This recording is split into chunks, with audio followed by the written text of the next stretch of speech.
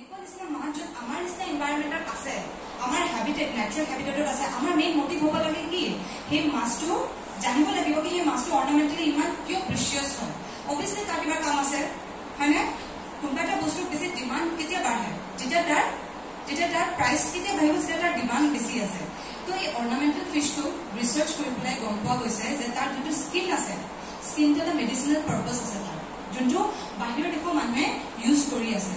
তো আমাৰ ইয়াৰ মাছ, আমাৰ মেইন মটিভ হৈছে কি আমাৰ এই মাছটো যাতে আমি ইয়াতে কালচাৰ কৰোঁ, ইয়াতে প্ৰপগেট কৰোঁ আৰু তাৰ পপুলেশ্যনটো আমি বঢ়াব পাৰোঁ, নাকি এইটো বাহিৰত যাব পাৰোঁ। ৰাইট, এইটো হ'ল তোমাৰ ফাৰ্ষ্ট যোনটো চান্না বাৰ্কা বুলি কয়। ঠিক আছে, নেক্সট আহিলে চান্না তোমাৰ গ্ৰুপতে বহুতকেইটা ভেৰাইটিজ আছে। চান্না অৰেণ্টি মেকুলেটা তোমাৰ এইটো পায় তিনিচুকীয়া ডিব্ৰু-চৈখোৱা নেশ্যনেল পাৰ্কত পায়। তো তাত যিহেতু চেংজাতীয় মাছ হয়, এইটো আৰু বাৰ্কা মাজত ডিফাৰেঞ্চ কি আছে মৰ্ফলজিকেলি, যে এই অৰেণ্টি মেকুলেটা মাছটো কি আছে বডি পেটাৰ্ণটো অলপ ডিফাৰেণ্ট হয়, তাৰ এবডোমিনেল ৰিজনখিনিত কি আছে হোৱাইট এণ্ড য়েল্লোইছ পেটাৰ্ণ আছে। এট্ৰেক্টিভ কিয় ক'লো, দেখিবলৈ সাপৰ নিচিনা জাতীয়। চান্না যোনটো আমি কিহত পৰে গ্ৰুপত স্নেক হেডছবোৰ কেনেকুৱা হয় যাৰ মূৰবোৰ স্নেকৰ নিচিনা দেখা বা সাপৰ নিচিনা দেখা। তো এহেঁতৰ যোনটো মাথাটো আছে বোথ চান্না বাৰ্কা এণ্ড চান্না অৰেঞ্জি মেকুলেটা, তেহেঁতৰ হেডত যোনখিনি তোমাৰ স্কেলছ আছে সেইখিনি বহুত ব্ৰড হয় আৰু পেণ্টাগন হয় আৰু তাত শ্বাইনি ব্লেক এপিৰিয়েঞ্চ হৈ থাকে, শ্বাইনি ব্লেক। ঠিক আছে, তো সেই এট্ৰেক্টিভনেছ যোনটোৱে তোমাক সেই মাছটো দেখিবৰ কাৰণে কি কৰিছে এট্ৰেক্ট কৰিছে, it is the main features of ornamental fish. ঠিক আছে, তো এতিয়া মই ক'লো তোমালোকক ইণ্ডিজিনাছ অৰ্নামেণ্টেল ফিছৰ কথা। নেক্সট আহিছোঁ এক্সটিক মাছ। তোমালোকে ইয়াত নৰ্মেলি একুৱাৰিয়াম শ্বপ ভিজিট কৰিছে চবেই হয়, একুৱাৰিয়াম টেংক দেখা, তাত কি দেখা পাৰ্টিকুলাৰ ফিছ গ'ল্ড ফিছ, যোনটো বহুত বেছি কমন হয় আৰু পাৰ পিচ দাম হয় 200-300তকৈ কমত নিদিয়ে এটা পিচ গ'ল্ড ফিছৰ। দেখি পাইছেনে নাই চবেই?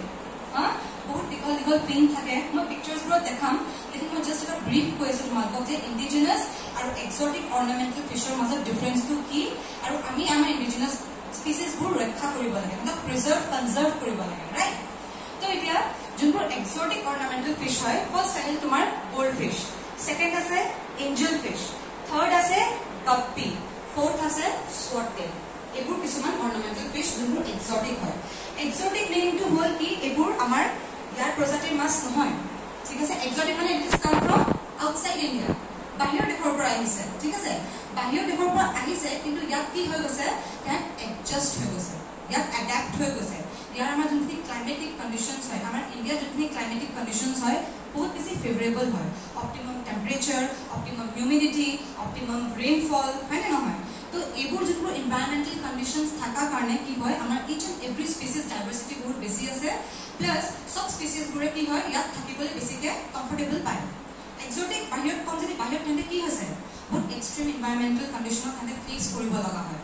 ইফ তেন্তে তেনেকুৱা নিচিনা এটা এনভাইৰনমেণ্টেল কণ্ডিশ্যন ফেচ কৰি পেলাই ছাষ্টেইন বা জীয়াই থাকিব পাৰিছে, ইয়াত কিয় নোৱাৰিব, ইণ্ডিয়াত কিয় নোৱাৰিব, হয়নে নহয়? তো সেই এক্সটিক মাছবোৰৰ ইকুৱেলিটিটোৱে হ'ল কি তাহাঁতৰ কালাৰেশ্যনছ পেটাৰ্ণবোৰ বহুত বেছি ভাইব্ৰেণ্ট হয়, পিগমেণ্টেশ্যনবোৰ বহুত বেছি ব্ৰড হয় আৰু একদম আই কেচিং হয়। যেনেকৈ গ'ল্ড ফিছ তোমালোকে দেখিছা অৰেঞ্জ কালাৰ, গাপ্পি কোনোবাই দেখিছা যেতিয়া দেখি পাবা তাত গোটেই বডিটো transparent with black spots and blue spots. ঠিক আছে, তাৰপিছত আহিলে পাৰ্ল গোৰামি, এক্সটিক গোৰামি কোনটো ক্লাছত পৰে, পাৰ্চিফৰ্মিছত পৰে মাছৰ। যোনবোৰ আমাৰ কাৱৈ মাছবোৰ হয় গোৰামিজবোৰ সেইটো ফেমিলিতে বিলং কৰে।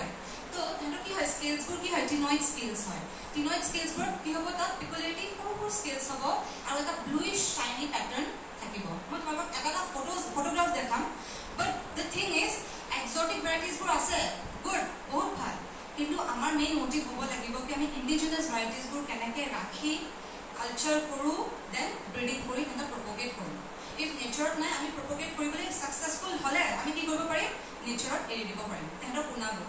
ব্ৰিডিং কি কৰা, ব্ৰিডিংটো গম পাইছে নহয়, union of male and female gamete, eggs হ'ব, ফাৰ্টিলাইজ হ'ব, এম্ব্ৰয়লজি প্ৰচিড কৰিব, দেন কি হ'ব নতুন য়াং এটা ডেভেলপ হ'ব। সেই য়াংবোৰ যেতিয়া তোমাৰ 6 মাহ বা 3 মাহ হৈ যাব আমি তাহাঁতক কি কৰিব পাৰিম নেচাৰেল এটা এনভাইৰনমেণ্টত ৰিলিজ কৰিব পাৰিম। ঠিক আছে, সেই ৰিলিজ কৰাৰ পিছত তোমালোকে যেতিয়া এবছৰ বা 2 বছৰ পিছত তোমালোকে সেই ৰিভাৰ বা সেই যোনখিনি নৈ আছে তাত তোমালোকে ছাৰ্ভে কৰা তোমালোকৰ সেইখিনি বাচি আছে নাই, এটা ৰিচাৰ্চ, এটা approach, each and every one should be responsible for the nature, right? कि आमी नेचरत जी एटा इनपुट दिबो पारो हेतु नेचरर कारणे ভাল बिकज नेचर इज आमार एनो आमी आमार लगते आमी सस्टेनेबल एनवायरनमेंट आमार पिसर जेनेरेशन तो हे एनवायरनमेंट केनेके रक्षा करिबो पारिबो हेतु आमी चिंता करि